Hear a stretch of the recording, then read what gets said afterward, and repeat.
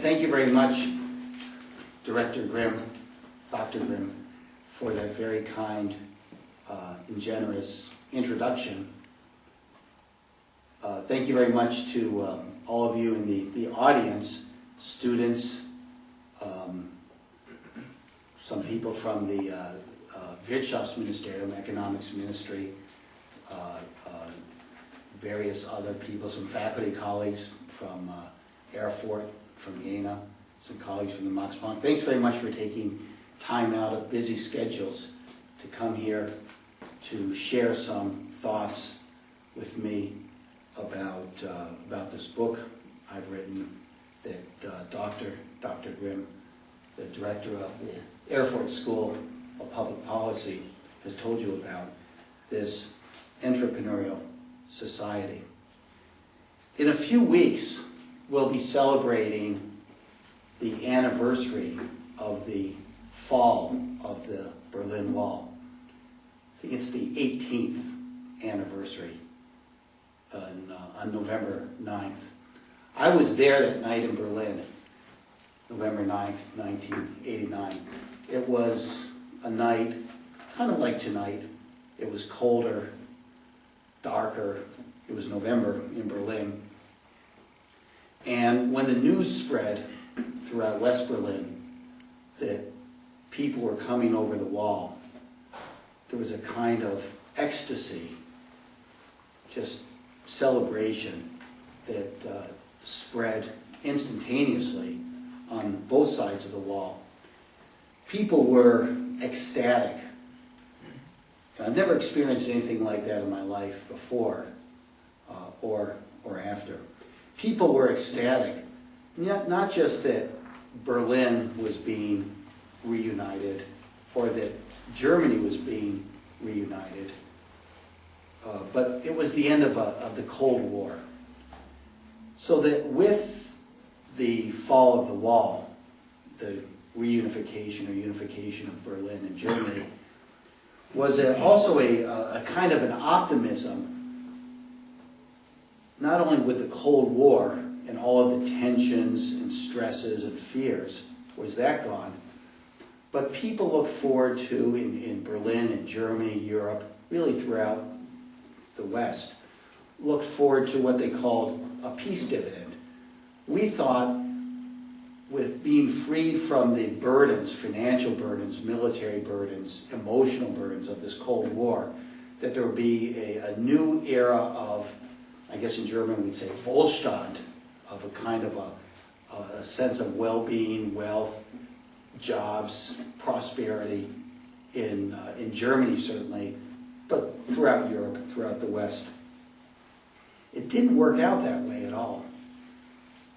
Actually, and this is for you students, this is really your generation, I'm struck that some of you, most of you in this room, were probably not even going to school when the wall fell in 1989.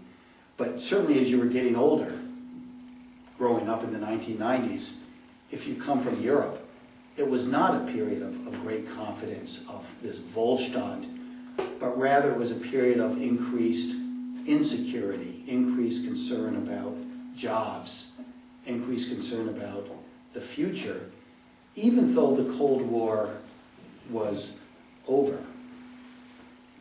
And it became clear to people, I think, as the 90s went on, the reason for this, it was along with the fall of the wall and the opening up of accessibility, not just in Eastern and Central Europe, Hungary, Poland, the Czech Republic, now Czech Republic and Slovak Republic, but also in Asia, China, India. The whole world virtually was participating, was becoming integrated in what previously had really just been restricted to Western Europe, North America, perhaps Japan. And of course that's the word we now call globalization. It's kind of shocking for you younger people, some of the first-year students Dr. Grimm mentioned. You probably can't remember the world before globalization, but certainly those of us who are a little bit older remember the world before globalization. And what that did, it made it possible to take anything that was routinized, anything that was automatic, anything where you could tell people what to do, explain it. You could now move it at low cost from, say, from Baden-Württemberg, maybe from Stuttgart, the kind of the heart of German manufacturing. You could move it to maybe Hungary or Poland, Eastern Central Europe, or maybe to India or China.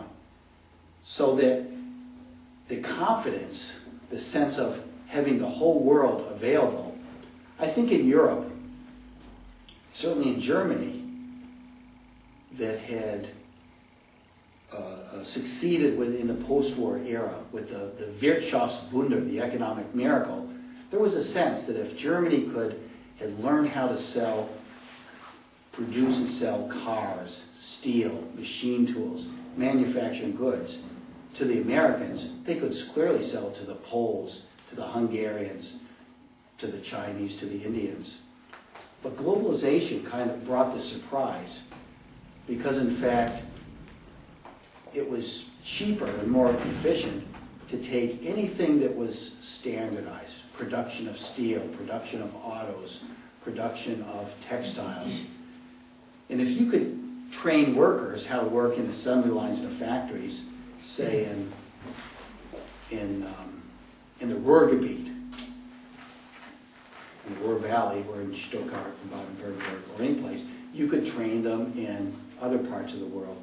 So this, I think the unanticipated surprise following the fall of the Berlin Wall was, instead of this new era of kind of a second Wirtschaftswunder, economic miracle, or Wohlstand, prosperity, was an era of insecurity, concern, anxiety. Then my guess of those of you growing up in this era in the 1990s, it really wouldn't matter where you grew up in the globe, you would have felt this, and that was the result of globalization that seemed negative to a lot of people. But there were some places in the 90s that seemed to be thriving. People would look around. I think policymakers would look around. They'd look around, say, from Brussels if they were concerned about the European Union. In Germany, they may look from Berlin, or certainly for Turingen, they look from right here in Erfurt.